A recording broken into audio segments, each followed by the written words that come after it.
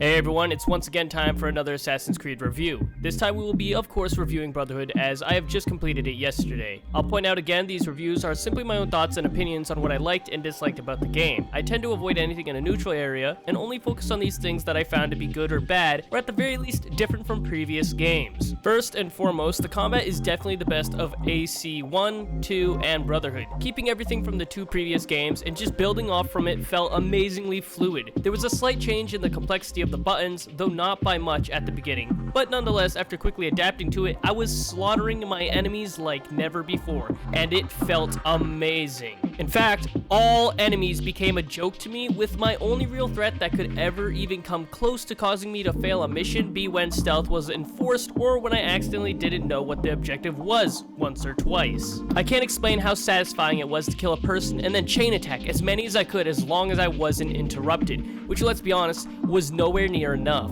Even in the cases I was easily able to 95% of the time counterattack and quickly go straight back to combo killing. So here's the thing, while the combat is easily the most fun out of the first three games, it was also the easiest. I would say 1 was easier than 2, and Brotherhood was easier than 1, 2 being the hardest in terms of combat right now. The reason being is that counterattacking in 2 was a lot harder. The timing to counter was so hard for me to grasp, I really had to either get lucky or destroy my enemies with brute force. I never really got the hang of it even until the end of the game. Finally, I will have to say the combat was easily a 10 out of 10 in terms of satisfaction, but a solid 1 out of 10 for difficulty. The story itself was decent at best, as it didn't really have the powerful feeling Assassin's Creed 1 had, and the writing was not as up to par as Assassin's Creed 2 was. It honestly felt like a DLC, and this is further supported by the fact that it took me the shortest amount of time to beat out of the first 3 games. I will point out, in all 3, I have only been playing anything to do with the story, as 1's and 2's side objectives were pointless, and 3's, while hands down has the best side activities introduced in the game so far, is also completely able to be ignored. Now hold on a minute, Brotherhood is definitely a blast, and being able to recruit assassins, send them on missions, have them help fight with you, etc. are all extremely amazing, and I love every minute of it. But for the purpose of getting through the games and only doing things related to the story that actually tie in and bring us new information for the story, all of this takes on new meaning, or well, less meaning in a sense. I forgot to mention the clunkiness of the games up to this point is still there, and occasionally slaps me across the face with it to remind me that it is indeed still there, and hopefully won't always be there, but